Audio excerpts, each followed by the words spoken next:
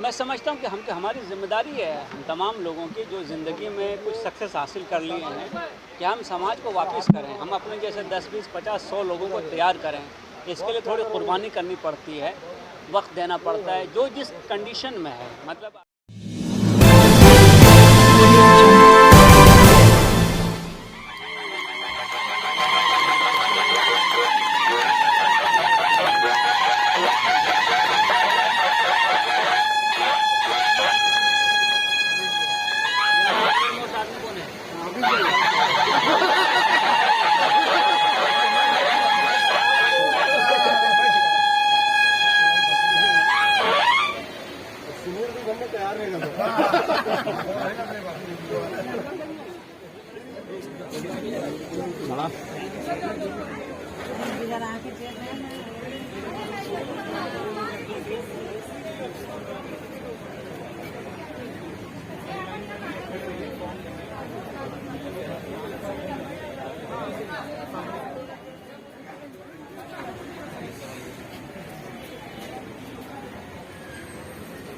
अरे क्या भाई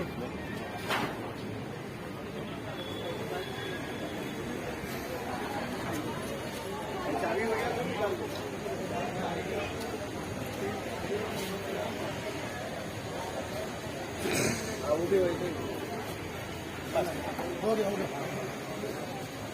बस लगाने का बस अब बराबर है।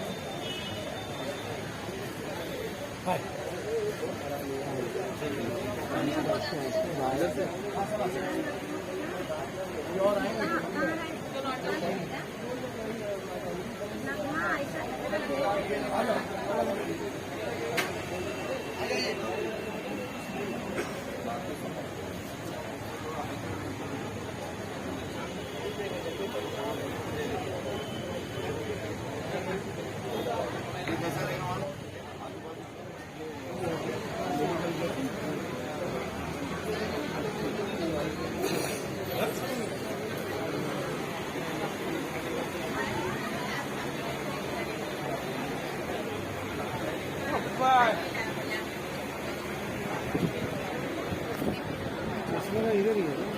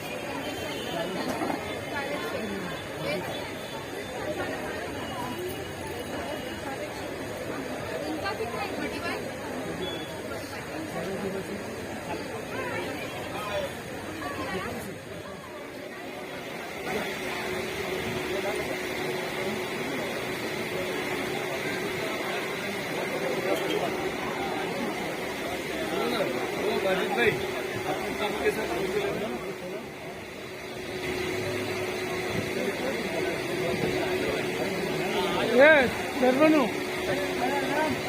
शेरबानू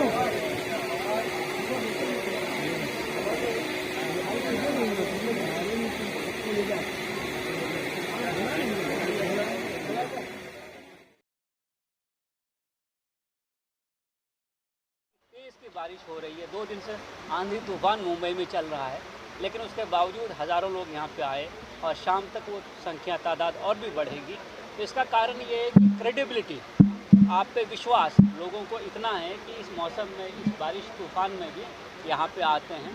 हम एक क्वालिटी सर्विस उनको देते हैं। अभी हमने ये निर्णय किया है कि अब इस कैंप को हम साल में 2 बार लगाएंगे ताकि और ज़्यादा लोगों को इसका फ़ायदा हो सके। इसके अलावा मुझे ये बताते हुए खुशी हो रही है कि पूना में RIIMS एक मैनेजमेंट इंस्टीट्यूट है, उन्होंने हमें ये कहा है कि 5 ऐसे गरीब बच्चे जो मेरिटोरियस हैं, जो MBA का फ़ीस नहीं भर सकते हैं, हम उनका फ़ीस लिए बिना अपने इंस्टीट्यूट में उनको एडमिशन देंगे, उनको पढ़ाएंगे, उनको MBA करवाएंगे। तो मुझे लगता है कि एक और स्टेप उसमें आगे है। अभी अल्केम लैबोरेटरीज़ के साथ मिलकर हम लोग यहाँ पे कंप्यूटर के क्लासेस खोलने का एक प्लान बना रहे हैं, जिससे कि वो बच्चे जो कि कुछ वजूहात के बिना पे बहुत आगे नहीं पढ़ सकते हैं, कम से कम एम्प्लॉयबल हो जाएं, उनको कंप्यूटर से रिलेटेड नॉलेज हो, स्किल आए, तो उनकी एम्प्लॉयमेंट की अपॉर्चुनिटी बढ़ जाती है।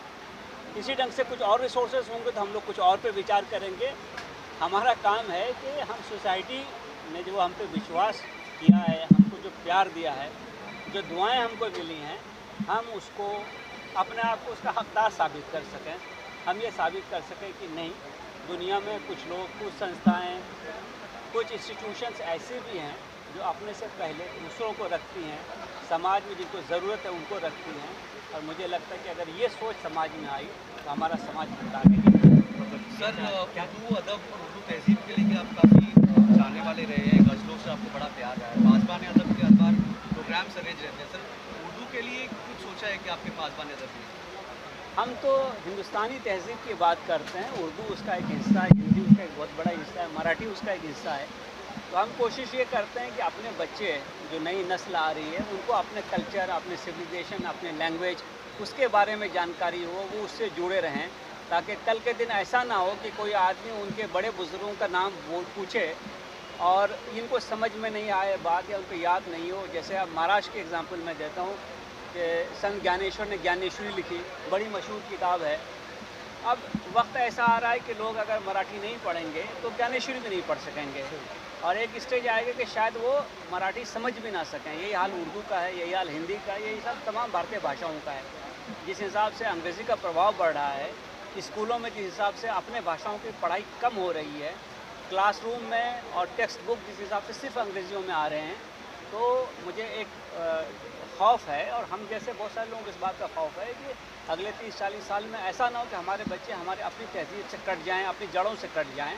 इसलिए हम कोशिश ये करते हैं कि अपना कल्चर, अपनी संस्कृति, अपनी तहजीब, अपनी भाषा उनको याद रहे, उनको मालूम रहे, अपने बड़े लोगों को वो जानते रहें, ताकि दुनिया में वो कहीं पे भी जाएं, अच्छा करें, कामयाब हों, लेकिन अपनी आइडेंटिटी को कभी ना भूलें कि हम कौन हैं। इसी हवाले से पासबान अदब हिंदी, उर्दू और मराठी में बहुत सारे प्रोग्राम्स का, फंक्शंस का ऑर्गेनाइज करता है। अभी बच्चों के लिए पोइट्री के जो लेसन्स हैं वो उसका सिलसिला चल रहा है इस्लाम जिमखाना के कोलैबोरेशन के साथ। इसी ढंग से हम अभी अनुभूति जो हमारा हिंदी का प्रोग्राम है वो सितंबर में होने वाला है। तो ये तमाम चीज़ों में हम समाज को मोबिलाइज़ करते हैं, और हमारा एक बड़ा फीडर जो है वो कॉलेजेस से आता है, कॉलेज के स्टूडेंट्स आते हैं। तो तमाम काम को करने के पीछे उद्देश्य ये है कि अपने लोग अपनी पहचान को भुलाएं नहीं, वो उसको याद रखें। तो देश के युवाओं को आप क्या मैसेज देंगे? मैं ये समझता हूँ कि युवाओं में बेहिसाब पोटेंशियल है। अगर वो मेहनत करते रहे, सच्चे डायरेक्शन में, अच्छे डायरेक्शन में, प्रॉपर डायरेक्शन में चलते रहे, तो जिसको हम पॉपुलेशन बूम कहते हैं, बल्ज कहते हैं, जो भारत में अभी युवाओं का बड़ा शेयर है पॉपुलेशन में, मुझे लगता है कि देश की काया पलट करने के लिए, देश को आगे ले जाने के लिए ये काफ़ी है। तो आप मेहनत करते रहिए सच्चाई और ईमानदारी के साथ। आप कोशिश ये कीजिए कि आप समाज के लिए उपयोगी बने, और आप कोशिश ये कीजिए कि आपके माँ बाप का आप पे जो भरोसा है वो भरोसा। जिस समस्या की तरफ आप इशारा कर रहे हैं वाकई समाज का बहुत बड़ा अभिशाप है, नशा। और इस एरिया में चूँकि मैंने बहुत पहले काम किया हुआ है और तब से मैं काम कर रहा हूँ, तो यहाँ पे ओवर द काउंटर ड्रग्स की बड़ी भरमार है, और ये ड्रग किसी को भी मिलता है। हम लोग कोशिश ये करते हैं कि इस ड्रग्स के सेल के लिए जो प्रिस्क्रिप्शन ज़रूरी है, वो प्रिस्क्रिप्शन के साथ ही वो सेल हो। जिनको सेल होता है उनका डेटा मेंटेन किया जाए, किन डॉक्टर साहब ने लिखा वो मेंटेन किया जाए, साथ ही साथ अवेयरनेस क्रिएट किया जाए, और जो नशे से पीड़ित हो गए हैं उनको आप कैसे नशा मुक्त कर सकते हैं, बी एडिक्शन सेंटर में कैसे भेज सकते हैं। इस हवाले से हमारी कुछ संस्थाओं के साथ कोलैबोरेशन है, ग्लोबल केयर फाउंडेशन उसमें से एक है, और भी कुछ संस्थाओं के साथ हम संपर्क में हैं। हम कोशिश ये कर रहे हैं कि ये बहुत बड़ा प्रॉब्लम है। तो हम उसको जितना भी एड्रेस कर सकें वो हम ज़रूर करेंगे। उसके लिए समझता हूँ कि हमारी जिम्मेदारी है हम तमाम लोगों की जो ज़िंदगी में कुछ सक्सेस हासिल कर लिए हैं कि हम समाज को वापस करें, हम अपने जैसे 10, 20, 50, 100 लोगों को तैयार करें।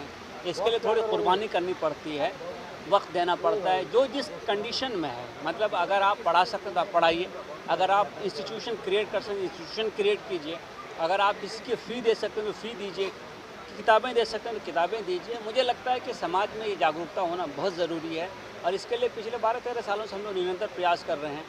आपने देखा पिछले साल हम लोगों ने नोटबुक डिस्ट्रीब्यूशन का एक यहाँ पे प्रोग्राम रखा था। इस साल का भी हमारा प्रपोज्ड है, हम वो भी करेंगे। हमने डोंगरी चिल्ड्रन होम में भी रखा था प्रोग्राम। तो समाज में वो लोग जो सक्सेसफुल हो गए, मुझे लगता है कि उनकी मोरल रिस्पॉन्सिबिलिटी है कि वो ऐसे लोग जो उतने सक्सेसफुल नहीं है, जिनको परेशानी है, उनका हाथ थामे, उनको खींचे।